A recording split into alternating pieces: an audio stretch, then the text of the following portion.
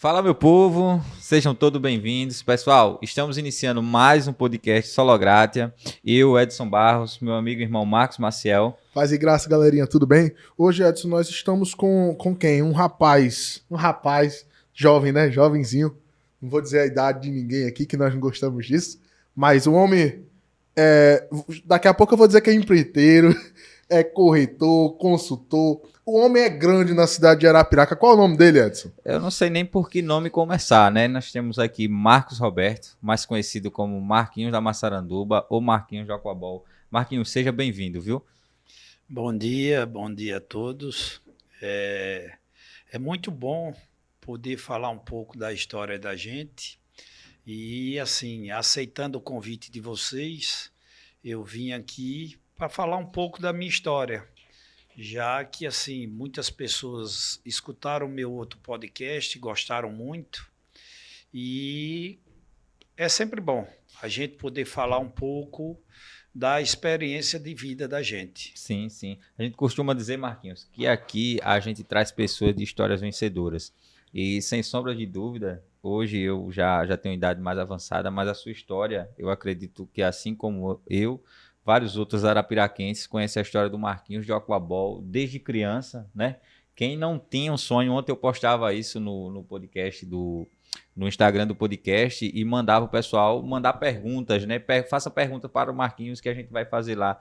E a maioria delas era por que o fim do Aquabol? E daqui a pouco a gente vai entrar nesse mérito. Tenho certeza que a história do Marquinhos é uma história aí que a gente passaria vários podcasts aqui falando. E a gente vai ter essa oportunidade daqui a pouco de falar mais sobre isso. Mas antes eu quero desde já agradecer aos nossos patrocinadores, né, os nossos apoiadores aqui desse podcast. Agradecer a Elisandra Lima Arquitetura e Interiores.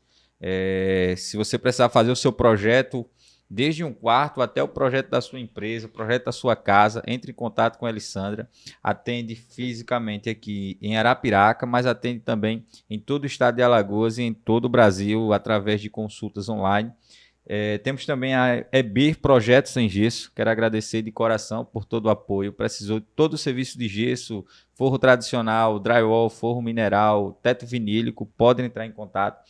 Tem os dados também na bio do nosso Instagram e os números para contato. EBIR Projetos em Gesso. E desde já, vamos iniciar, né, Marcos? Vamos embora. Falando com o Marquinhos. Marquinhos, conte um pouco da sua história. Tenho certeza que a maioria de Arapiraca conhece a história do Marquinhos de Aquabol. É praticamente que inadmissível não conhecer, não ter ouvido falar do Marquinhos de Aquabol. Mas conte um pouco da sua história para o nosso público. Nós temos telespectadores aqui do Brasil todo. Como surgiu, né, o Marquinho da Massaranduba, como entrou para ser o Marquinho do Aquabol? Conte um pouco dessa história sua de infância, que eu sei que é uma história aguerrida, de mais um brasileiro batalhador, né? É isso, Edson. A minha história é uma história de um menino simples que nasceu na Massaranduba, que antigamente era Sítio Massaranduba, que começou a batalhar desde os primeiros 12 anos de idade. Então, assim, quando era criança lá na Massaranduba, tentei estudar, estudei um pouco aqui, comecei estudando no Instituto São Luís, eu acho que um ano, depois fui para o Quintela, depois fui para o Premê, só que o meu pai sempre foi um agricultor da roça que também tinha esse estilo de comerciante. Então, assim, ele plantava fumo, mas ele comprava também algumas bolas de fumo do pessoal lá da Massaranduba e algodão também. E assim, eu sempre me espelhei muito nessa vivência que eu tive com meu pai. Meu pai, ele saía com o F4000 que ele tinha para comprar folha de fumo, algodão, e a gente andava com ele. Então, assim, fui saindo um pouco do foco do estudo e partindo para o foco do empreendedorismo. Então, assim, eu fui para Dois Riachos, eu andava com meu pai para Dois Riachos, para Riacho Grande, que hoje é senador Rui Palmeira, e sempre assim, ele gostava a cada mês ir comprar um gado, comprar umas galinhas, e o meu avô tinha uma bodeguinha lá na Massaranduba, E nenhuma das vezes eu fui e comprei 2 galinhas e fiz aqueles bingo que antigamente tinha, que ainda hoje tem. Bingo Que de você, galinha. então a gente comecei fazendo bingo de galinha. Quem enchesse a cartela ganhava aquela galinha e tal. Então, em uma semana eu fiz o bingo, deu um resultado muito positivo e fiquei ansioso para quando meu pai fosse de novo, eu ir de novo para comprar de novo mais galinhas. E assim foi. Comecei a comprar mais galinha e dobrar isso com 12 anos de idade. Show. E me lembro que eu acho que eu deveria ter 13 anos, de 13 a 14 anos de idade, eu sempre estava indo com meu pai, e criança, e o meu pai nessa vida de agricultura, de comprar as coisas, ele não pôde ir. E eu peguei a carona com o seu Geraldo, que ia vender, e ele negociava com ovelha, e fui em cima de um caminhão daqueles boiadeiro, e fiquei lá, eu acho que até 2 horas da tarde, que é quando termina a feira de Dois Riachos, e vim com o carro em cima, cheio de galinha. O pessoal comprava gado e eu vim com as galinhazinhas em cima da caminhonete, do caminhão dele. E daí eu comecei a ver o meu instinto de comerciante e comecei a comprar ovelha também do Riacho Grande, comprava ovelha magra, engordava nas beiras de estrada para engordar e vender. E todo mundo começou a dizer, esse menino tem o mesmo instinto do pai dele, tem a mesma pegada do pai dele, de comerciante e tal. E eu fui me empolgando e fui crescendo na redondeza como uma criança com 13, 14, 15 anos de idade, já com instinto de comerciante, comprando bode, vaca, bola de fumo, e já comecei a trabalhar como uma pessoa adulta mesmo. Então, assim, tive algumas oportunidades. Quando eu vi que poderia crescer mais um pouco, eu conheci também o Noel da Catol, que é uma pessoa que também fez parte da minha história. E o Noel fornecia adubo para muita gente e comprava fumo. Como meu pai também fazia isso, mas numa escala menor.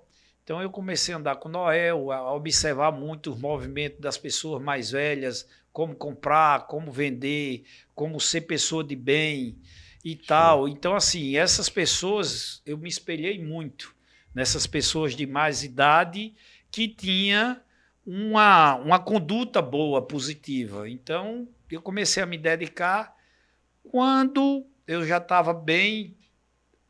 Aí os meus primos, eles tinham um joguinho de futebol lá no Peleve, que era da família Bento, que é família Tertuliano mais Bento, do qual nosso colega está aqui, que faz parte da família também. Bento também.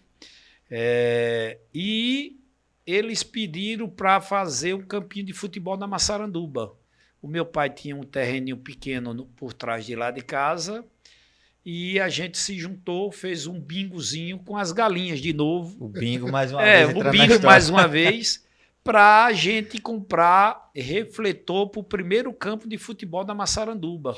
Que muita gente falava, que loucura, esse menino é bom de negócio, mas ele está partindo para um caminho errado.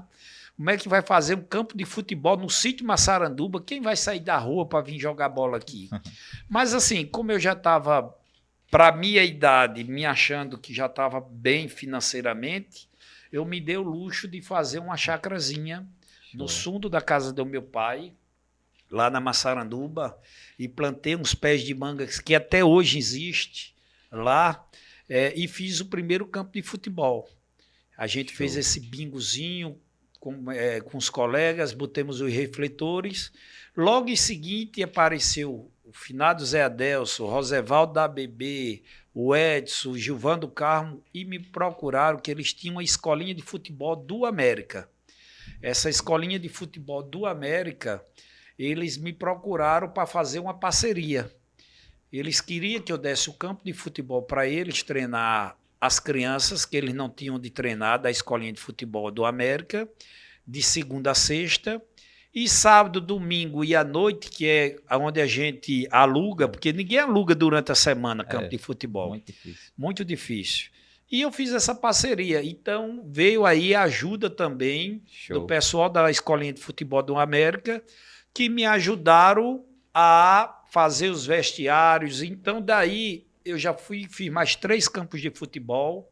Quando eu olhei, eu já tinha 4 campos de futebol, um campo de areia de praia, que quem vocês, pelo que vocês me falaram, vocês frequentavam muito lá.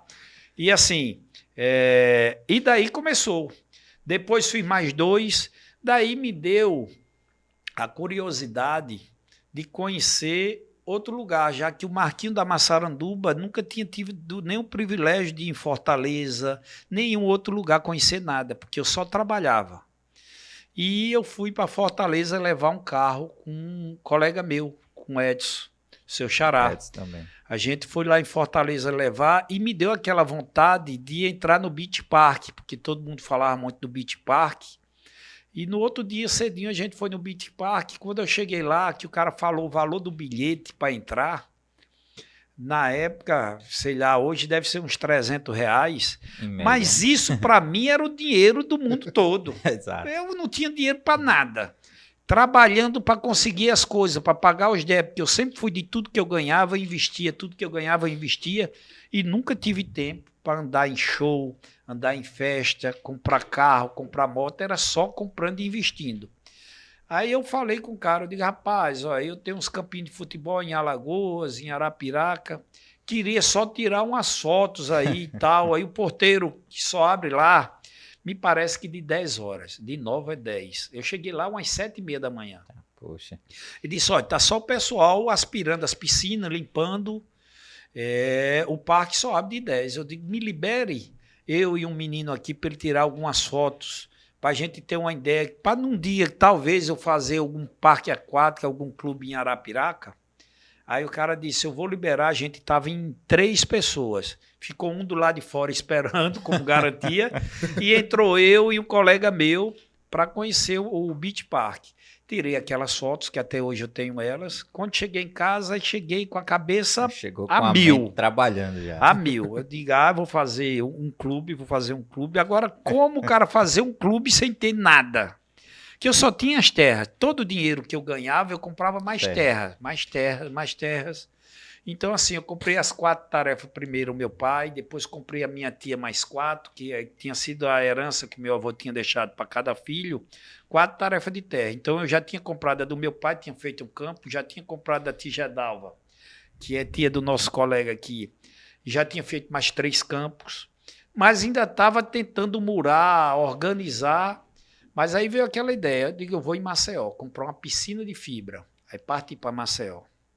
Quando cheguei em Maceió, encontrei seu Luiz Honorato. Aí o seu Luiz Honorato disse, eu fabrico piscina de plástico. Quando eu contei a minha história, ele viu na minha mente um menino muito visionário, né? Aí disse, eu vou lhe mostrar um negócio que eu fiz e que se enquadra em Arapiraca, mas eu estou procurando uma pessoa que tenha coragem de fazer.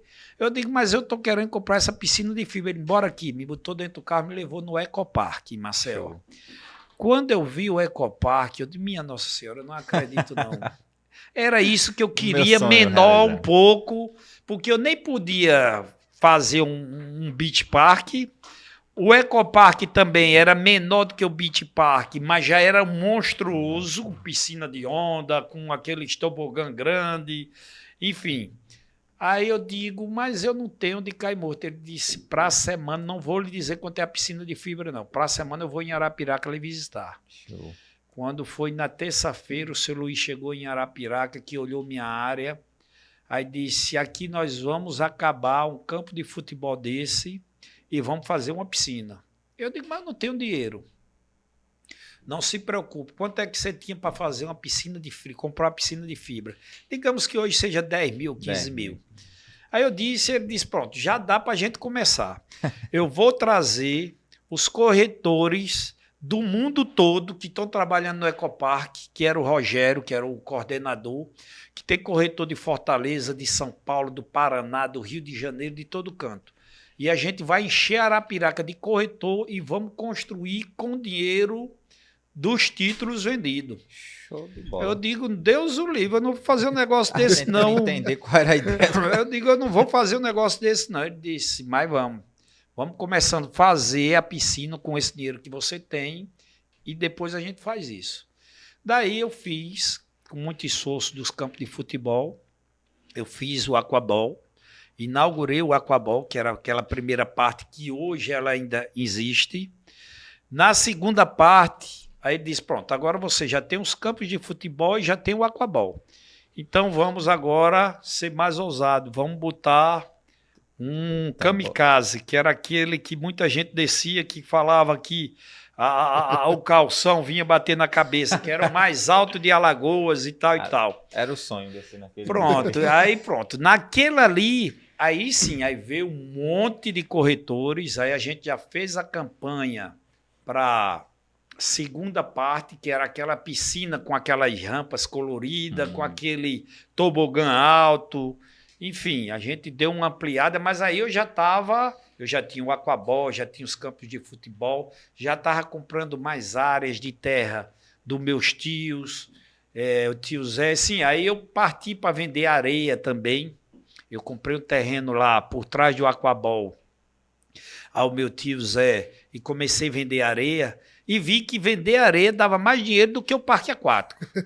Tem visão, hein? Para você ter ideia, eu vendia areia, eu fornecia areia para Arapiraca, para todos os construtores, os materiais de construção de Arapiraca, o finado Bananeira, eu acho que ainda era vivo, me comprava muito, e muitos outros construtores, vendia para Lagoa da Canoa, para Feira Grande, Craíba, o areal do Marquinho da Massaranduba.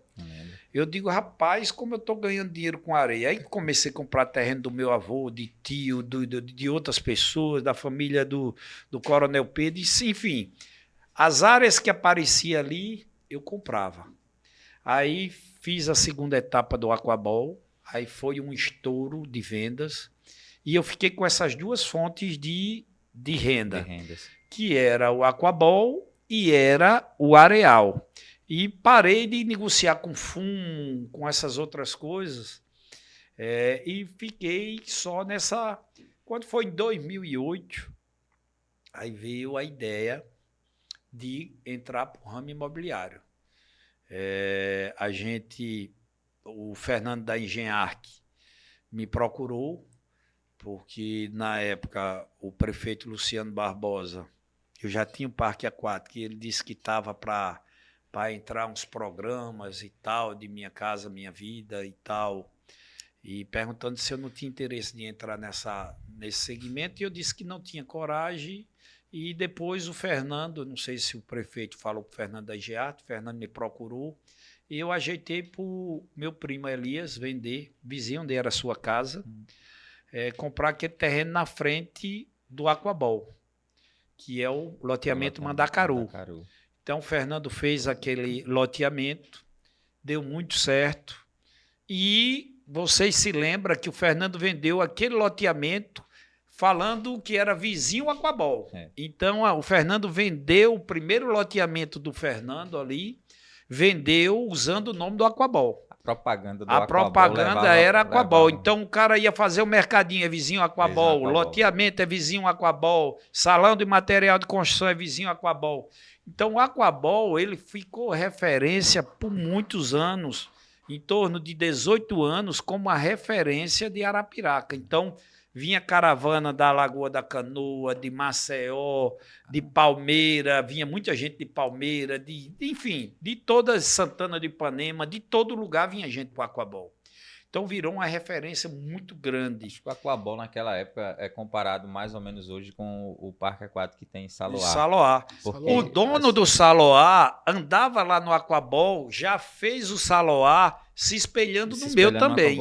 Ele ia para lá e umas 2 vezes ele me perguntou algumas coisas. Não, é porque eu estou montando um lá em Saloá, que eu até fui visitar a convite dele, e tinha, não sei se ainda tem, o primeiro toboágua dele era de cimento, em cima de uma serra ele fez de concreto e cimento queimado, que o caba descia e caía dentro de uma piscina. O Saloá começou desse jeito também, e hoje está uma estrutura fantástica, precisa até ir lá fazer uma visita a ele, que eu nunca mais fui lá, mas disse que está muito bonito.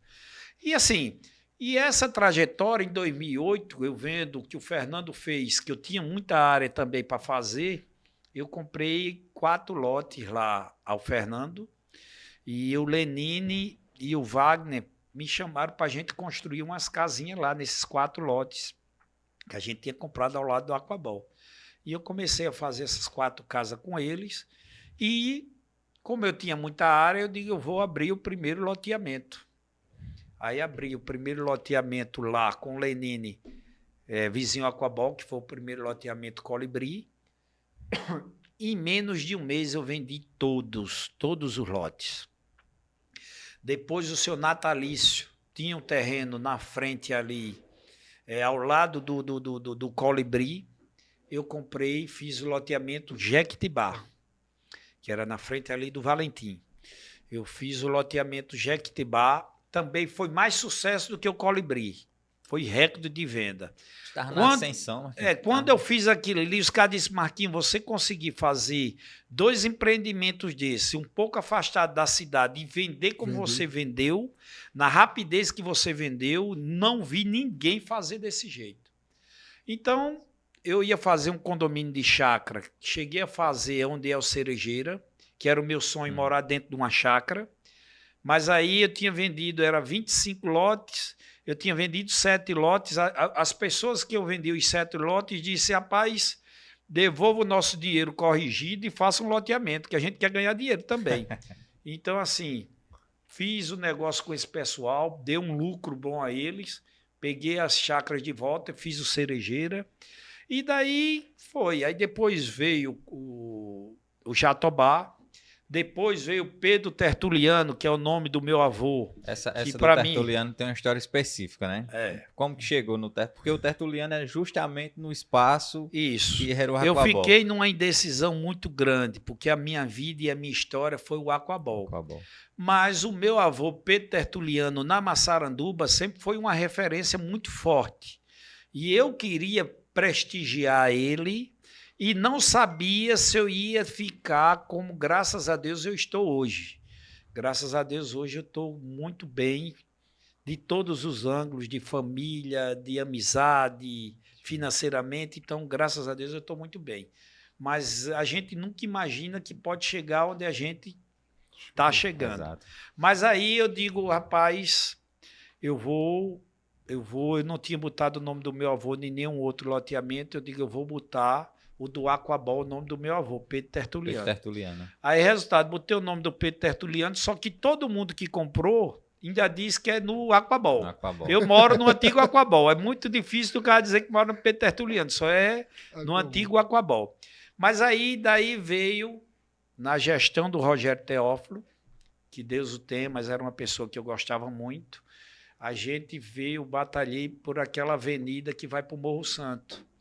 E eu pedi a ele que botasse o nome do meu avô, Pedro Tertuliano. Ele disse, com certeza, muito merecido, a gente vai botar o nome do seu avô, porque o meu avô tinha terra de um lado e do outro, aquela avenida cortou o terreno que ele tinha de um lado e do outro. Então, foi muito merecido. Mas eu digo, se eu soubesse que ia acontecer isso, eu tinha deixado o nome do Pedro Tertuliano, Aquabol, e tinha deixado a avenida Pedro Tertuliano como é hoje. Então, hoje existe a Avenida Pedro Tertuliano e existe o residencial Pedro Tertuliano. Mas por conta do meu avô e o meu pai também, que o nome dele é Manuel Tertuliano. E o pensamento, Marquinhos, tipo, porque eu acho que o Aquabol passou quantos anos? Uns 15 anos? O Aquabol, ele passou 18 anos. 18 anos. Para dizer assim agora, não, vou desfazer do Aquabol e vou fazer um residencial, um condomínio, onde é a Aquabol. Como foi esse momento de tomar essa decisão? Como eu falei no início da minha fala, eu sempre fui muito empreendedor. Eu nunca tive esse amor por bens materiais. Nunca. Desde criança. Minha mãe disse que eu fazia os carrinhos de lata de leite ninho, de água sanitária, aqueles brinquedinhos de que as pessoas do sítio faziam. Hoje a modernidade está muito grande. Não. Mas chegava um coleguinha e pedia emprestado, eu pedia um e eu dava. Nunca fui muito apegado. Tem criança que é muito apegado com as coisas, quando fica adulto fica mais apegado ainda. Eu nunca fui muito apegado. E assim, Para ter essa decisão, quando eu vi o segmento da areia dando mais dinheiro do que o aquabol, apesar que o aquabol tinha uma paixão muito grande, mas eu tentei conduzir as 3 situações e não consegui.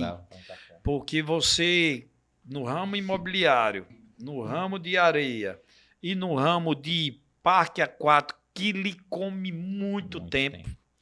Você vê, eu passei, sei lá, 18 anos, eu e a minha esposa, que nessa história, ela fez muito parte dessa história, a gente passar 18 anos, quando chegava carnaval, todo mundo se divertindo e a gente trabalhando. No parque. Réveillon, todo mundo se divertindo, a gente trabalhando.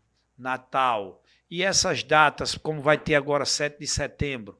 Pronto, 7 de setembro, uma hora dessa eu estava trabalhando, me organizando para receber todo mundo amanhã.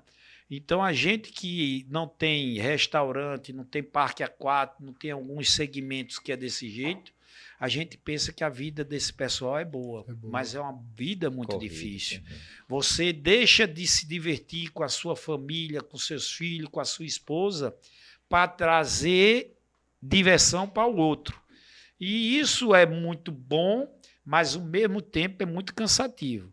Então, quando eu vi a possibilidade de me desfazer, aí eu ainda cheguei a alugar, passou por 1 ano e meio alugado, só que estava chegando muitas pessoas para mim para dizer: Marquinhos, o aquabol não é mais como antes, o aquabol não tem mais aquele tchan que você dava aqui e tal. Eu digo: rapaz, se é de eu queimar minha história, eu vou acabar por aqui. E acabei, só que o sofrimento maior foi de ver minha mãe chorando quando eu botei a máquina para derrubar aquela cascata bonita que tinha lá, uma piscina, tipo piscina de onda.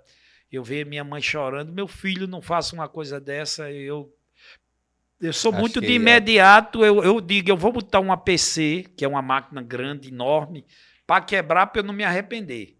Aí botei a PC lá e quando começou a demolir, a casa da minha mãe é no fundo do aquabol, tinha um portãozinho que todo dia ela entrava para olhar.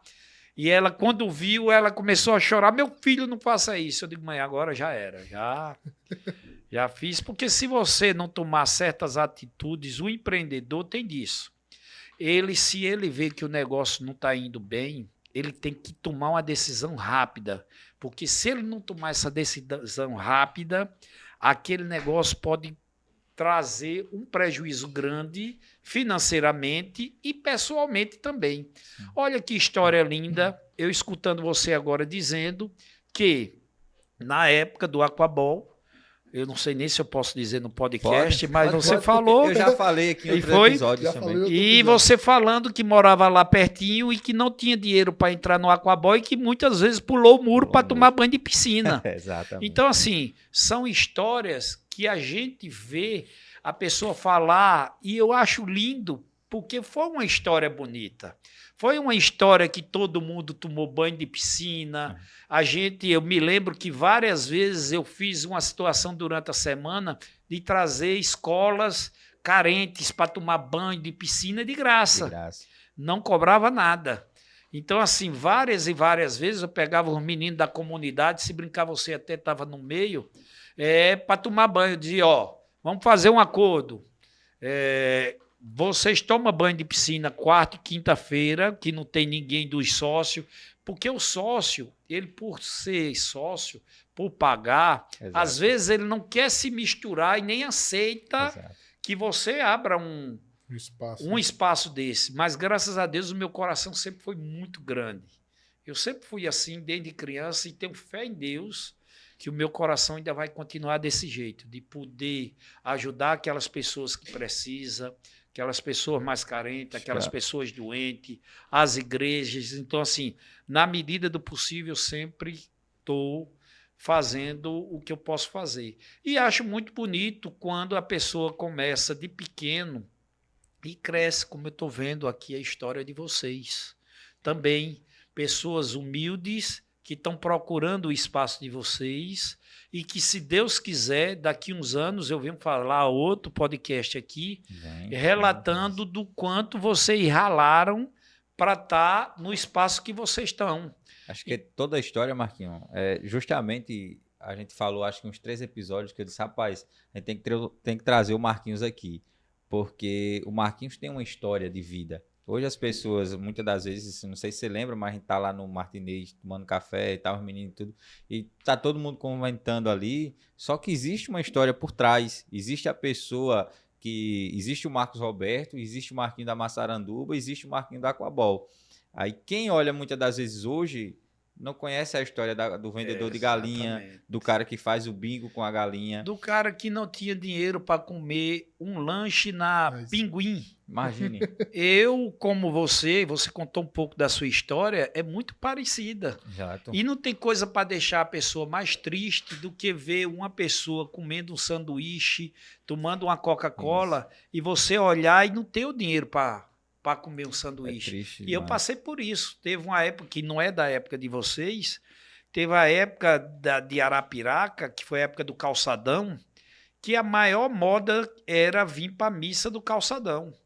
E eu, quando tinha dinheiro, vinha de ônibus, que eu pegava na Coab Nova, que deve dar o quê? 1.000 metros da minha casa para Coab Nova, ou ia para a pista, que era estrada de barro, para a igrejinha, que a gente chamava, que aí o ônibus saía Coab Nova, Igrejinha, Coab Velha, e passava pela frente do cemitério e ia para o calçadão. Isso mesmo. Tinha era esse trajeto. Então, ou eu ia para Coab Nova, que era muito esquisito, que não tinha casa ali, só tinha o Valentim Era e só Coab Nova, curral de era fumo curral ali, de fumo de né? todo lado, ou iria para a Igrejinha pegar o ônibus, isso quando tinha dinheiro. Quando não tinha, ou pegava alguma carona com algum primo numa moto que ele tinha, para ir para a missa. Mas aí, quando terminava a missa, eu via aquelas pessoas até que estudavam comigo, que talvez tenha sido até isso que eu fiquei um pouco revoltado e tenha abandonado até o estudo, porque a grande maioria dos meus amigos ia lanchar na Pinguim e eu não tinha dinheiro para lanchar na Pinguim. Eu não tinha dinheiro para ir para o Beliscão. Eu não tinha dinheiro para ir para o Clube dos Sumicultores, que hoje, assim, na época era todo mundo, quando terminava a missa, vamos lanchar e depois vamos para o Clube dos Sumicultores, para o matinê. E eu não tinha dinheiro. Mas assim, sempre não imaginava de, graças a Deus, eu estar como eu estou, mas eu ficava imaginando, eu digo, um dia eu vou trabalhar para ter o dinheiro para comprar um lanche, para ter o dinheiro de participar de um clube, de participar da alta sociedade. E assim, vejo com muito bons olhos, essa semana eu tive na nova sede do Clube de Sumicultores, que eu fiz questão de comprar o antigo Clube de Sumicultores, que é para você ver como é o destino. Uma criança que não tinha dinheiro para entrar no Clube de Sumicultores, hoje pôde comprar o Clube dos Sumicultores para ele. Show.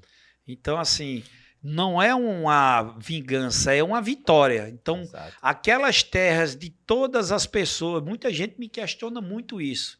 Por que você não compra terra em outro lado, nas Guariba, no Cavaco, não sei na onde?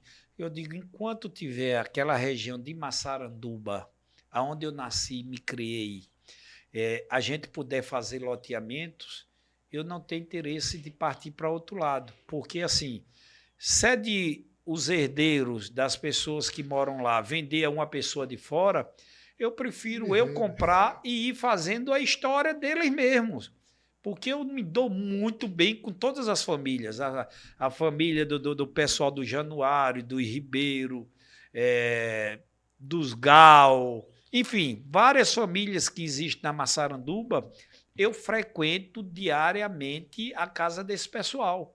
Eu estou constantemente com eles. Então, eu sou uma pessoa hoje que, graças a Deus, eu convivo com meus colaboradores, que são pessoas humildes, todos os dias, inclusive agora mesmo eu estava com eles, tomando uma aguinha de coco no intervalo dele, comendo uma jaca, uma melancia que às vezes ele pega na roça mesmo. Uma classe média, como vocês veem lá, principalmente você, vê lá a gente tomando café no Bela Compra, no Zé Velho, como ando também em um restaurante de luxo com pessoas que, graças a Deus, são pessoas do bem, que são bem-sucedidas. Então, eu acho que cada um da gente tem que procurar o nosso espaço, trabalhar honestamente e sonhar que Exato. pode acontecer com você também. Eu sou uma prova viva de que se você correr atrás do seu sonho, você consegue. Quem me conhece de criança sabe que eu, graças a Deus, nunca fiz um negócio errado.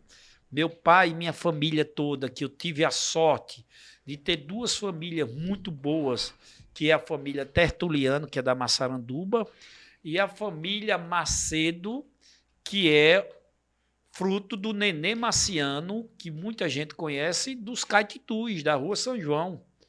Então, assim, são duas famílias que têm história, talvez não financeira, porque nenhuma das duas famílias tiveram história financeira de pessoas ricas, mas sim histórias de pessoas de bem. Você agora estava falando do Tinoel, que Deus o tenha, que foi uma das pessoas que me incentivou para esse ramo imobiliário. Tinoel, quando começou a fazer o primeiro loteamento, que ele tinha o correio lá nos Caititus, na Rua São João, ele cansou me chamando para ser sócio dele, que eu já fazia meus negócios das galinhas, das coisas e tal, e ele cansou me chamando para eu começar com ele no ramo imobiliário, e eu não quis, mas incentivei o Tinoel, até emprestei um dinheiro para ele comprar uma área lá, vizinho o Espaço, que é aquela área ali. Foi o Tinoel que fez o loteamento, que era de um primo meu, do Flávio. E ele deu muito certo no ramo imobiliário. Infelizmente, ele partiu para o ramo da política, que assim, eu não sou contra quem gosta, mas para mim eu não quero. E veio a desandar no ramo imobiliário. Mas foi uma das pessoas que também... eu me espolhei por muito. Então, assim, cada um da minha família, cada pessoa que participou da minha vida empresarial tem uma história. Eu vou fazer 50 anos agora, dia 10 de outubro, agora o mês que vem, e assim, eu faço constantemente reflexão da minha história. Estava até conversando com o Jonas, filho do Noel da Catol, agora há pouco, do que o pai dele representou para mim. De que o meu pai representou Tinoel, e sim, eu não vou falar o nome de pessoas, porque tem muita gente que fez parte da minha história. A família Macedo, a família Tertuliano, vários amigos que fizeram negócio comigo. Eu sou tido como o empreendedor no ramo imobiliário que mais colabora com os construtores. Porque todos os empreendimentos meus, eu colaborei com essas pessoas para que eles também tivessem sucesso. Show. Boa parte deu certo. Algumas pessoas desistiram, voltaram para outro segmento, porque hoje o ramo imobiliário está de médico ao cara que era pedreiro. Então, tem muitas pessoas que eram pedreiro que hoje estão bem. E tem pessoas, às vezes, que era médico que diz, rapaz, a medicina dá mais dinheiro do que a construção. Então, voltou para a medicina ou voltou para ser dentista e abandonou um pouco esse segmento. Mas, assim, falando do ramo imobiliário, é um ramo que vem dando muito certo. Do meus ramos, talvez financeiramente, é um ramo que eu estou muito bem, assim, bem por ter vendido já 3.600 unidades só na Massaranduba. Então, isso é uma marca que talvez em Arapiraca pouquíssimas pessoas conseguiram, não sei nem se conseguiu, mas se conseguiu. Eu estou nesse meio aí, dos maiores de Arapiraca a vender empreendimentos de lotes ou casa. Então, graças a Deus, o menino da Massaranduba está bem realizado. Show. Ô Marquinhos, eu vi uma história do senhor não, esse jovem senhor, né? Esse jovem senhor. Do amigo. Cinquentão. Eu vi uma história que o senhor preferiu não comprar uma motinha. Preferiu continuar investindo. Conta pra gente essa história. Naquela época era comum qual tipo de moto? A galera tava comprando moto, e você disse, eu vou não comprar. Eu acho que a minha primeira moto foi uma cabecinha de porco. Eita, essa é famosa. E assim, uma cabecinha de porco que eu tinha muito sonho de comprar uma ML, que o tanque era quadrado, era maior, era mais bonito. Mas muita gente da mesma época minha já andava de moto melhor. Então, assim, até hoje eu estou falando isso, mas não é uma crítica. Às vezes eu digo para as pessoas mais próximas, porque às vezes eles se queixam que não tem o sucesso que eu estou tendo financeiramente. Porque existem vários tipos de sucesso. Tem o sucesso financeiro, mas tem o sucesso também de você estar bem. Eu tenho alguns amigos que dizem, eu não quero dinheiro. Eu quero ganhar 10 mil e gastar os 10 mil todinho. Quando eu gastar os 10 mil, eu volto a trabalhar para ganhar mais 10 mil. É uma opção de cada um. Exato. Só que a minha opção sempre foi essa. Como eu falei para vocês, eu comecei com 2 galinhas, depois eu tinha 4, depois eu fui para ovelha, depois fui para gado, comecei a comprar fumo e tal. E eu tinha dinheiro de comprar uma moto. Eu tinha a opção de comprar uma motinha ou de comprar as 4 tarefas de terra que eu comprei o meu pai para fazer o campo de futebol. Então, eu optei por não comprar moto. A maioria dos meus colegas e primos que moravam lá na Massaranduba, todos eles tinham motinha. Trabalhava no supermercado Albuquerque, que na época e até hoje ainda é uma referência. E eles trabalhavam com ele e com aquele dinheiro do salário ele comprava a motinha. Como ainda hoje existe. Exato. E eu optei de tudo que eu comprava, eu vendia e comprava o dobro. E eu multiplicando e não comprei a moto. Tem uma história interessante que a gente tem tempo para falar, né? Eu vou falar. Que talvez seja essa fala que eu comprei uma cabecinha de porco. Então, assim, a cabecinha de porco velha, atrasada, que não tinha nem documento, era só uma queixa de delegacia e tal, foi a minha primeira moto. Que só vivia mais quebrado. Eu tenho um Nildo que era mecânico, que ainda hoje é mecânico, que ele tirava corrente, coroa e peão da moto do povo e eu comprava a corrente, coroa e peão velha para botar na moto. Óleo, que o povo trocava óleo da moto deles, eu comprava o óleo velho, às vezes, e botava para poder andar. O meu pai tinha um F4000, eu pegava o óleo velho do caminhão dele para botar, porque ela fumaçava tanto que eu não tinha condições. Eu botava, completava de óleo, de motor, no outro dia estava seco o motor. Então eu tinha que botar óleo queimado mesmo, porque eu não tinha dinheiro. E em uma dessas conversas, um amigo meu disse, rapaz, o cara querendo tomar minha motinha velha, disse, ó, tem uma ideia boa para tu. Digo, o que é? Compra um cavalo. Você sempre mexeu com gado, com ovelha, com galinha e tal. Seu pai tem um cavalinho pangaré lá no terreno, mas se você comprar um cavalo bonito, cavalo você consegue, porque o cavalo ele vai digamos no dinheiro de hoje, de R$1.000 a R$100.000, a R$1 milhão. Então, se chegar uma pessoa iludida e achar o cavalo bonito, ele vai lhe comprar o dinheiro de você comprar 3 motos novas. E eu mesmo, empreendedor, caí nessa lábia do cara. Peguei a minha motinha velha, que era a única coisa que eu tinha para andar, e troquei numa poxa de um cavalo. Cavalo bonito. Aí botei lá no terreno do meu pai, todo mundo tá aqui, cavalo bonito. Eu digo, esse cavalo é o dinheiro de uma moto nova. Aí, sei lá quanto era uma moto nova, isso em 85. Em 85. Aí eu pedi o dinheiro de uma moto nova mesmo no cavalo. Todo mundo olhava e dizia, rapaz, que cavalo bonito. Agora knife, né? Aí eu dizia, knife todo. Pense num cavalo knife é esse. Aí o cara é bonito, mas eu não quero não, e ir embora. Aí, com 3, 4 dias, eu chamava outro e comecei a ficar com desgosto. Eu disse, rapaz, todo o negócio que eu fiz deu certo. E esse negócio de cavalo não deu certo de jeito nenhum e tal. Aí chamei o Gilvan Vieira para ir olhar. O Gilvan pegou o cavalo, puxou, olhou, rapaz, que cavalo bonito da pega. Aí eu disse, rapaz, dei a minha motinha velha, troquei nesse cavalo. O cara disse que cavalo dava certo, que eu ia comprar uma moto nova com dinheiro desse cavalo e nada. Ele disse, rapaz, se esse cavalo não fosse knife, ele valia o dinheiro de uma moto nova. Eu digo, e o que? Poxa, é knife. Ele disse, é aleijado. Eu digo, eu não acredito não. Ele disse, segura aqui, que eu segurava na frente e os cabos olhavam atrás. Ele disse, pô, eu vou fazer o contrário, eu vou segurar na rédea do cavalo e vou puxar o cavalo e você olha atrás, que ele manca. Ele Sim, manca. isso. Então, Naife é isso, é o cavalo que tem uma perna mais curta do que a outra. Quando ele puxou o cavalo, andou, porra do cavalo era Naife. Aí eu digo, rapaz, não acredito não que eu caí nessa cilada com tanta experiência, que o cara sempre acha que tem muita experiência, né? Sei lá, eu com 16, 17 anos já. Aí eu digo, agora vou tentar passar para outra pessoa. Aí ele disse, não, agora eu compro ele. Agora eu só compro pelo um valor baixo. Como ele já tinha dito defeito, eu, vendi o cavalo e eu digo, mais nunca eu quero negócio com cavalo. O meu ramo não é cavalo, o meu ramo é outra coisa. O cavalo foi sorte que não virou jabá, né? Então, assim, a história da moto e do cavalo, que eu acho que muita gente conta, é essa história.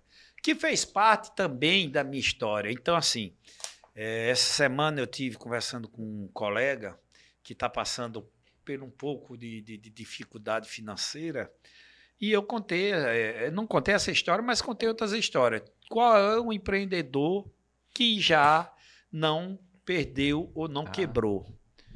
Em todas as histórias, se eu for contar muita história aqui, vai ficar muito comprido esse podcast. Mas nenhuma das minhas histórias, eu comprei fumo, eu acho que 90. Eu comprei 10 mil quilos de fumo, que, para mim, era uma meta que o meu pai talvez nunca tivesse comprado. E a gente se espelha, como eu falei, se espelha no pai. Eu digo, um dia eu vou ter mais fumo do que o meu pai já conseguiu botar aqui. E corri muito atrás dessa meta. Como eu não podia comprar um fumo bom, que era caro, eu comprei bacheiro. Bacheiro, como você sabe, é um fumo de segunda qualidade. Então, comprei fumo do João Bonfim, do Malaquia, me lembro como hoje. E fiz um pão de fumo, eu digo, tô rico. O menino da Massaranduba, que eu era, sei lá, tinha 17, 18 anos, hoje tem 10 mil quilos de fumo. Pra você ter ideia, o meu pai comprou um F4000 novo em 82 com 1.000 quilos de fumo. 1.000 quilos de fumo, ele comprou um F4000 novo, que é um caminhão, né? Você sabe, é o carro que é. E eu tinha 10 mil quilos. Digo, tô rico. Meu amigo, eu comprei o fumo de R$2. E o fumo de péssima qualidade, ele não consegue ficar muito tempo armazenado, porque ele perde mais ainda, ele quebra peso e tal, e a qualidade. E eu, com o passar do tempo, o fumo foi ficando ruim, perdendo. Resumindo, eu vendi o fumo, não dava para comprar a metade das coisas que eu tinha vendido para comprar esses 10 mil quilos de fumo. Então, assim, para mim foi uma tristeza muito grande. Eu digo, rapaz, eu passei agora 3, 4 anos ganhando dinheiro e perdi num negócio só.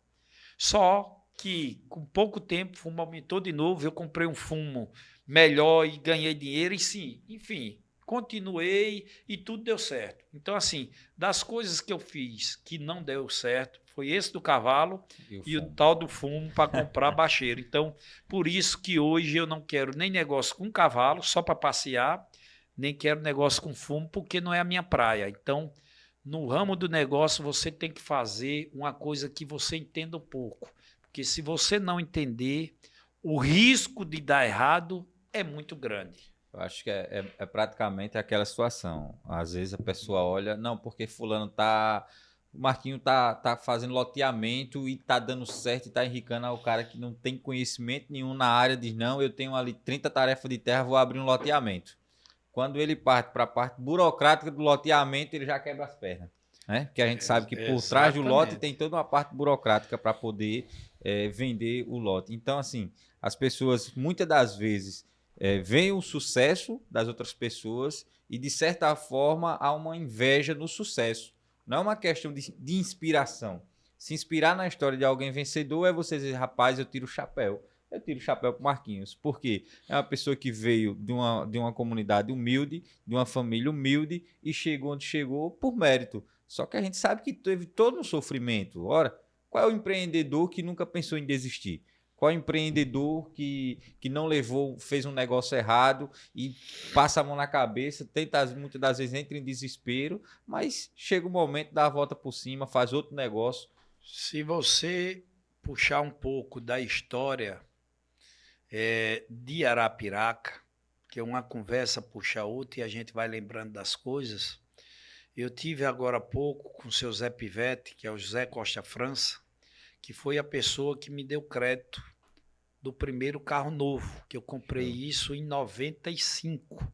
Eu tinha um consórcio, fui contemplado, só que a pessoa precisava ter, como até hoje, Avalista, né? tem que ter avalista e tem que ter um crédito para poder comprar. Eu, quando fui contemplado, fiquei maravilhado, fiquei louco, já corri para radar para comprar.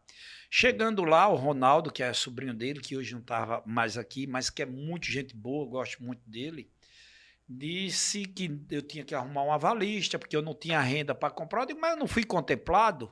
Disse, mas não pode, você tem que ter renda para poder comprar. E eu, matutão, sem entender, achei que já ia poder pegar o carro. O seu Zé Pivete vindo aquilo, chegou para mim e disse, o que é que está acontecendo, Ronaldo? Não, é porque o Marquinho é da Massaranduba e foi contemplado num Uno Miller. Novo e está querendo levar, mas ele precisa de avalista, tem que fazer tudo isso. Disse, seu Zé disse para mim, libera o carro pro Marquinho, rapaz. Ele é da Massaranduba, é família do seu Manuel Tertuliano, pessoa de bem. A gente sabe os homens de bem. Pode liberar que depois ela aprova, arruma um avalista.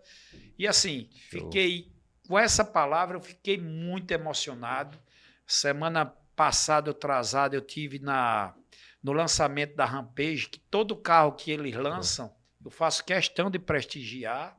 E praticamente todos eu já comprei. Mesmo que na outra semana ou com 15 dias venda, senão eu vou estar uma concessionária de tanto carro. Mas eu faço questão de prestigiar, porque foi uma pessoa também que fez história para mim.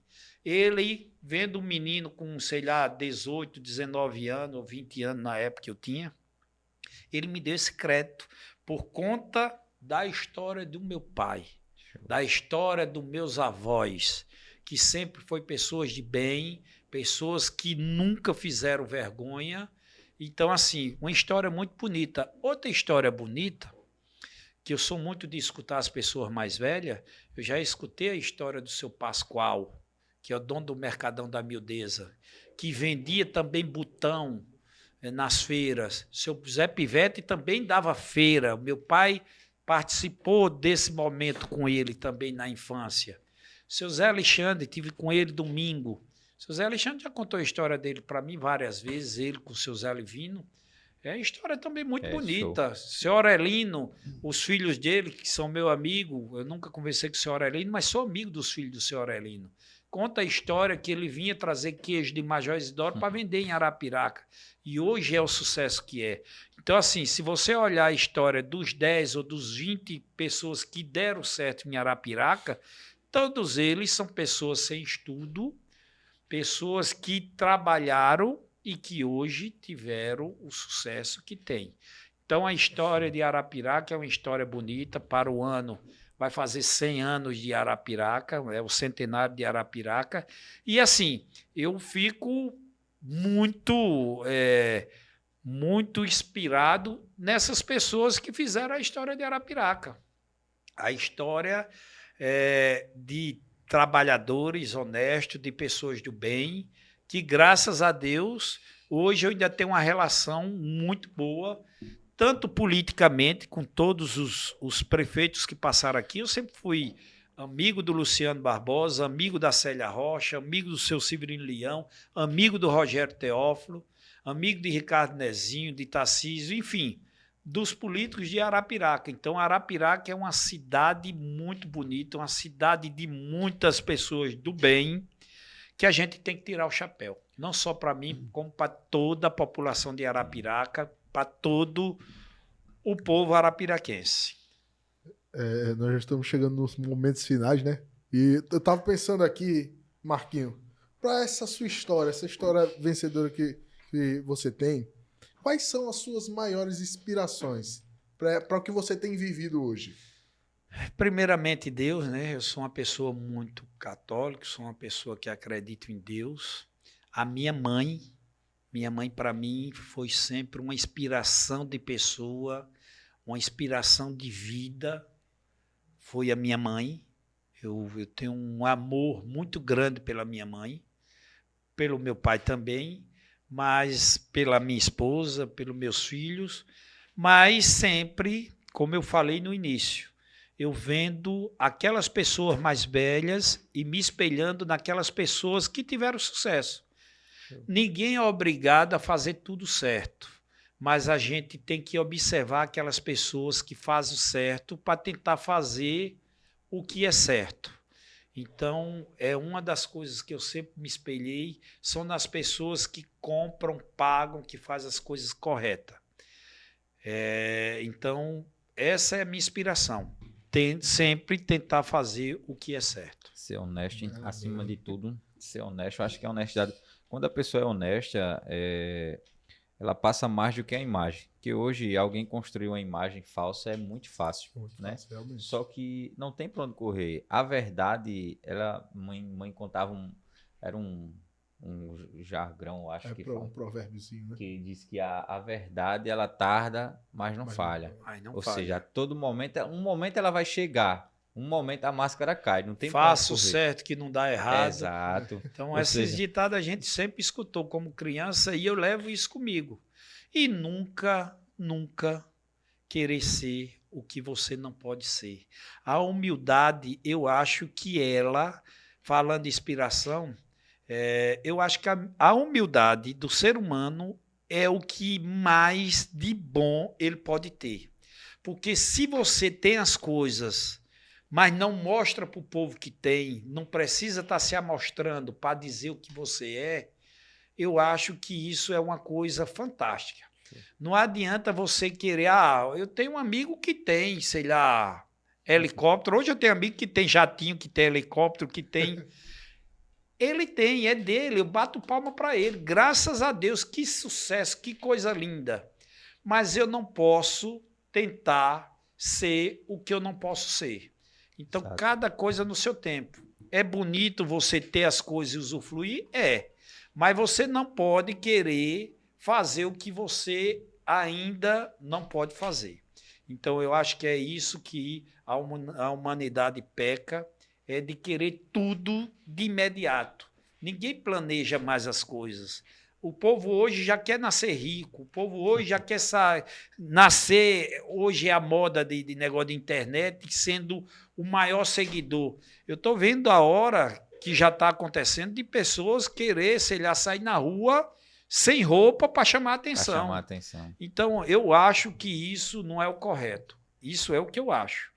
Mas A sociedade ela tá se tornando assim, de certa forma, pessoas assim que se frustram porque não têm seguidores, outras pessoas se frustram porque não são faladas, o nome dela não é citado, outras pessoas se frustram porque não conseguiu aquilo que ela quer, exatamente o que você falou, quer que tudo aconteça em cima da hora, no mesmo momento, não se programam para que o projeto venha dar certo ao longo do tempo, quer que aconteça em cima da hora. Então, assim, nós temos vivido numa sociedade que por isso que números de depressão aumenta, suicídio aumenta, porque são pessoas que querem tudo do imediato. Querem que tudo aconteça simplesmente porque ela pensou, já quer que aconteça. E você falou ao longo desse episódio aqui um pouco da sua história, a história de alguém que sempre esperou o tempo, esperou o seu momento de agir. É lógico que todo mundo quer crescer. Todo mundo que tem um negócio quer crescer. Lógico que eu quero que a minha empresa cresça, eu quero que meus negócios andem. Só que a gente sabe que é uma dificuldade muito grande no caminho. E é a maneira que a gente enfrenta essa dificuldade que vai dizer onde a gente vai chegar. Ora, é o cara que deixou de comprar a moto para comprar um terreno. Mas lá na frente ele pegou o terreno e fez um loteamento. É o cara que não teve vergonha de ir na feira e comprar uma galinha e fazer um bingo de uma galinha. Me diga quem quer hoje fazer isso. Um bingo, né? Ninguém sorteio, faz. né? Não quer. Ou seja, aí o que acontece? Muitas dessas pessoas, em vez de viver a sua própria história, tá ouvindo e assistindo a história daquele menino que decidiu pegar a galinha na feira e fazer um bingo de uma galinha. Mentira. Tá entendendo a situação? É o cara que não quer porque tem vergonha de fazer. Só que ao longo do tempo, chega um dia como hoje que ele está assistindo a história do menino que vendeu a galinha. E hoje é um multiempresário, é um dos maiores empresários de Arapiraca, essa é a realidade. Então, essa questão de você abrir mão do prazer momentâneo, né? O cara hoje tem um carro simples, mas ele quer ter um carro de luxo a todo custo, independente das consequências. Muitas das vezes consegue nem pagar. Ou seja, quer o luxo momentâneo e se esquece de que o prazer da vida está além disso. Hoje eu tenho certeza absoluta que hoje você tem o tempo para sua família necessário. Tá entendendo? Mas tem gente que abre de mão desse tempo e, tipo, passa a vida inteira abrindo mão desse tempo porque não pensa no futuro. Então, assim, a sociedade hoje ela tem se tornado isso. Mas para a gente encerrar, Marquinhos, que nós já estouramos todos os tempos aqui, eu tenho uma última pergunta, que é sobre a expectativa. Qual a sua expectativa para esse mercado imobiliário hoje atual, né, o cenário de Arapiraca, de Alagoas? São duas perguntas em uma. A primeira é se você investe, se você está investindo, se você pensa nisso, de investir fora do mercado de Arapiraca, abrir loteamentos em outras cidades. E a segunda é, qual a expectativa para a criação de novos loteamentos, novos condomínios residenciais fechados em Arapiraca? Isso, eu sou muito questionado nessa pergunta e eu costumo dizer o seguinte, eu já tenho 15 anos nesse segmento, então eu já passei por várias crises. Então, eu sou uma pessoa que sempre olho para frente, que sempre acredito no potencial de Arapiraca. A gente fala Arapiraca, mas eu vendo para as cidades circunvizinhas todas. Então, tem gente de Caraíba, Canoa, Santana, Dois Riachos que compram empreendimentos a mim. Então, eu acredito muito. Eu, por enquanto, ainda tenho área para aproximadamente 10 mil lotes ainda na Massaranduba. Então, eu acredito demais na Massaranduba por ela estar próximo do shopping, do centro, da UFAO. Então, se você olhar, a Massaranduba, ela está muito bem posicionada em Arapiraca. E agora, com essa obra agora que o prefeito Luciano Barbosa assinou agora há pouco, que é pegando do Bosque para sair lá no Morro Santo, que vai sair na L220. Então, assim, vai interligar mais ainda Massaranduba ao centro da cidade. Então, aquele sítio Massaranduba, graças a Deus, hoje a minha ideia, e eu estou trabalhando para isso, para deixar como um dos melhores bairros de Arapiraca. Então, essa é a minha ideia. Por enquanto, eu não pretendo sair de Arapiraca. Já fui convidado para fazer empreendimentos em Aracaju, em Maceió, no litoral sul, mas por enquanto eu acredito demais no potencial da Massaranduba e de Arapiraca, então eu pretendo ficar por aqui. Show. E assim, para finalizar, a gente quando passa, a gente tá com obra, eu tenho uma empresa de gesso, a gente tá com obras ali no Alto Morro. E eu lembro quando eu era bem moleque, já morava ali já, e tinha uma tia minha que morava por trás do morro. E a gente saía dali do Valentim para o morro, a estrada de barro, debaixo de chuva. Era aquelas pedras que sempre foi meio que pedregoso ali, o piso. Mas hoje a gente vê aquela região ali num progresso que a gente sabe que é anormal comparado a outros lugares. Essa é a realidade. E assim, querendo ou não, ali tem um dedo do Marquinho do Aquabol. Essa é a realidade. Porque o empreendimento, quando você faz um alto morro, tem o quê? Tem 300 lotes? Alto morro? 305 lotes. 305 lotes. São 305 famílias que vão habitar naquele lugar. Ou seja, o município é obrigado a levar infraestrutura, o município é obrigado a levar, porque tem que dar condições a essas pessoas. Então, querendo ou não, os seus empreendimentos chamam a atenção do município para ali. Eu sei que já o tempo está esgotado, mas você fica cutucando e termina eu falando. Para você ter ideia, eu tenho uma área ali, vizinho ao shopping, na frente da Chácara do Jurandir, entrando ali no shopping, indo para a Árvore Arapiraca, para o Vavá da Buchada. Só que eu nunca fiz nada naquela região. Olha a diferença daquela região, você entra ali na Mibasa, no Estrada de Barro, você vai até a entrada do Vavá da Buchada, que dá 3 quilômetros. Você entra ali, que é centro, ali é como se fosse dentro da cidade, mas você entra num sítio, não tem nada. Por quê? Porque não teve um investidor que entrasse ainda ali. Apesar que eu estou com muita área já por ali, mas eu ainda vou demorar um pouco a chegar lá. Se você entra na Massaranduba, tá uma cidade. Tá uma cidade. Se você entra ali no Labareda da Buchada, como o povo chama, tá outra cidade. Então, assim, aonde o empreendedor começa a trabalhar, é claro, com a parceria com o município, que a gente tem que contar com o município, o desenvolvimento vai embora. É notório demais, é notório demais. A gente percebe que há um impulsionamento. De onde o investidor vai, impulsiona o município, porque as famílias se deslocam. Às vezes as pessoas dizem assim, Arapiraca ela está crescendo de uma maneira anormal, essa é a realidade. Por quê? Por conta da localização de Arapiraca. A gente tem um povo acolhedor, essa é a verdade.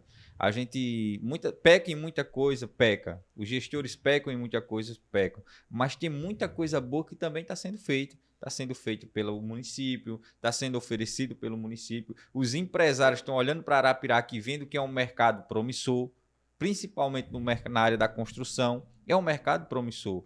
Porque hoje o camarada desce para o sertão, ele quer se hospedar em Arapiraca. O sertanejo que vai ter que ir a Maceió, ele quer se hospedar em Arapiraca. Ou seja, a localização geográfica da cidade de Arapiraca, ela permite isso. Hoje, se a gente parar para analisar, das grandes construtoras, tem a Massaranduba, tem a Ouro Verde, tem os Jardins, tem a Alamedas, ou seja, as grandes construtoras, elas mobilizam o mercado imobiliário de Arapiraca, tá? Construção civil, essa é a realidade. Assim, os olhos são voltados para essas áreas. Você leva Meu Deus, imagine há 10 anos atrás, quem imaginaria que iria ter um residencial fechado perto do morro? E hoje você vê, além do residencial, todo pavimentado o acesso até o morro. Ou seja, são coisas que, lógico, é influência. Essa é a realidade. Se não tivesse o loteamento ali, se não tivesse abaixo do alto do morro tem o Jatobá, né? Tem o Jatobá. Ou seja, se não tivesse esses empreendimentos ali, eu acho muito difícil. Eu acho muito difícil que não tivesse no barro como antes. Era muito difícil. Então, assim, a mão do Marquinho do Aquabol, querendo ou não, influencia e essa é a realidade. Então, desde já, Marquinho, eu quero agradecer demais pela sua presença aqui. Eu costumo dizer aos meninos direto aqui que a gente só traz aqui os melhores. Pessoas que têm a contribuir. E histórias vencedoras contribuem demais. Eu, particularmente, sou apaixonado. O seu Zé Livino, a gente marcou 2 vezes, ele não conseguiu vir aqui. Mas eu acho que mês que vem a gente vai conseguir trazer ele aqui. São histórias de pessoas de Arapiraca que fizeram a diferença.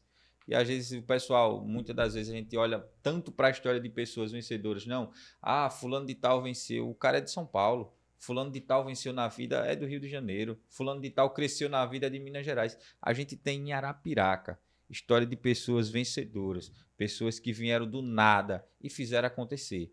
Diferentemente de pessoas que já nasceram. Quem nasce no berço de ouro é maravilhoso, não tenho nada contra. Só que não é o mesmo gosto, não. Não é o mesmo prazer, não. Não é, não é. Então, quero agradecer demais você ter vindo aqui e dizer que parabéns. A sua história, ela inspira pessoas. A sua história, ela inspira jovens, jovens que querem empreender, jovens que querem vencer, jovens que olham para a dificuldade do momento e dizem assim, mas rapaz, parece que tudo que eu faço não está dando certo. Mas quando olha para a história de alguém que venceu, diz assim, não, um momento vai dar certo. Eu costumo dizer que o empreendedor, ele é um revoltado, ele é um inconformado, ele não se conforma com o não, ele não se conforma com o dar errado. Se fosse para desistir, eu particularmente já tinha desistido há muito tempo. Fiz vários negócios, fiz negócio de perder 80 mil reais em 3 meses, que eu disse, meu Deus. A mulher olha para mim e disse, segure. Eu digo, não, eu vou endoidar. Só que quando você para assim, você olha e diz, mas rapaz, fulano, o cara fez isso aqui e deu certo. Então eu vou tentar de uma outra forma e uma hora eu vou chegar e uma hora vai dar certo. São histórias como a sua. Você citou aqui várias pessoas como referência nessa jornada aí. São histórias que fazem você acreditar e ter fé que uma hora ou outra a sua também vai ser inspiradora. Daqui uns dias você pode estar aqui, que nem o Marquinhos, contando a história. Né, Marcos? É verdade. Daqui um dia pode ser o Jean, tá ali contando a história. Daqui um dia pode ser o Marcos, daqui um dia pode ser eu, através de história como a sua. Então, mais uma vez, obrigado por ter vindo aqui, obrigado por ter aceito o convite. E espero que daqui daqui uns 30, né? Você possa estar aqui mais uma vez e a gente tá fazendo uma segunda parte desse episódio. E Marcos? Em nome de Jesus. Marquinho, desde já, muito obrigado. Eu tava só olhando aqui, são 7 empreendimentos já, né? 7 loteamentos.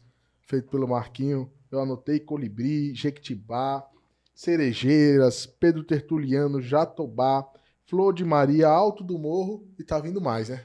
Flor de Ipê. Flor de Ipê. Ipê. É o próximo empreendimento, próximo loteamento do Marquinhos da Massaranduba, Marquinho do Acobol. Que Deus abençoe a sua vida. E vamos fazer depois um baixo assinado para mudar o nome da Massaranduba para Massaranduba do Marquinho, né?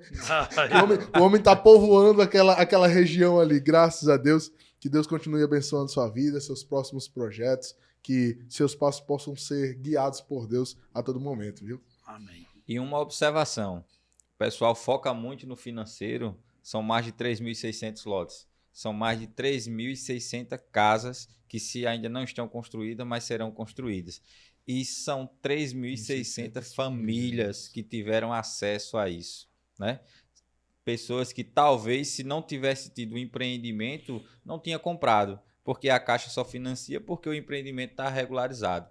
Então, assim, são 3.600 famílias alcançadas, cara. Isso, se você parar para analisar assim, é uma oportunidade. Às vezes as pessoas dizem, o cara vai entrar num financiamento de 360 meses. Sim, e se não entrasse nesse financiamento? Eu vejo meu pai, eu fui criado com meus avós, Marquinhos. Eu chamo meu pai, meu avô de pai e minha avó de mãe. E meu pai, vendedor de picolé, criando 6 pessoas dentro de uma casa e nenhum deles era filho dele. E ele vendia aquele picolézinho da Quimel, conhecido como primo. Hoje, quando eu vou lá no sítio, ele tá morando lá na Lagoa da Canoa, chega me emocionando com isso. E o que ele construiu na vida dele, o que ele conseguiu foi uma casinha no sítio, que vale 10 mil reais. Agora, você imagine para a pessoa que tem essa oportunidade hoje de comprar a sua casinha, vai passar 36 anos pagando, mas ele poderia passar 100 anos e não conseguir a casa. Ou seja, através também da sua decisão, através também da sua força de vontade, de não ter desistido, de quando apareceram os nãos, não ter simplesmente acreditado que não iria dar certo, mas sim a sua vontade de dizer assim, não, vai dar certo. Vou fazer acontecer. No momento certo vai acontecer. Então, mais uma vez, muito obrigado por ter vindo. Você tem um espaço aí para agradecer, fazer os agradecimentos que quiser, mandar um abraço para alguém. Fica Isso, à vontade. agora a gente já passou muito tempo. Queria agradecer a você, Edson, o Marcos e o Jean, por me dar esse espaço aqui também de falar um pouco da minha vida. Agradecer a minha família, a minha esposa, os meus filhos, a minha mãe, o meu pai e a todas aquelas pessoas que, como eu tenho em mente, eu agora vou completar metade da minha vida. Se Deus quiser, eu quero viver até os 100 anos, que só quem sabe é Ele, mas eu acho que agora eu cheguei na metade do meu ciclo de vida e é isso. Só tenho a agradecer a vocês, um abraço e espero que o pessoal goste do nosso podcast. Show, show. Amém. 7 horas, hoje 7 horas da noite a gente vai estar lançando. Pessoal, mais uma vez agradecer a todos vocês que acompanharam esse episódio, de coração mesmo. Pedir a vocês, se inscrevam no canal do YouTube, tá? Deixe o seu like, deixe o seu comentário. Você gostou aqui da história do Marquinhos? Compartilhe, envie para uma outra pessoa, envie para os seus amigos, para os seus familiares. Segue a gente lá no Instagram também, acompanhe os nossos vídeos, compartilhe os cortes também do Instagram e que Deus continue abençoando a cada um de vocês. Tamo junto, forte abraço.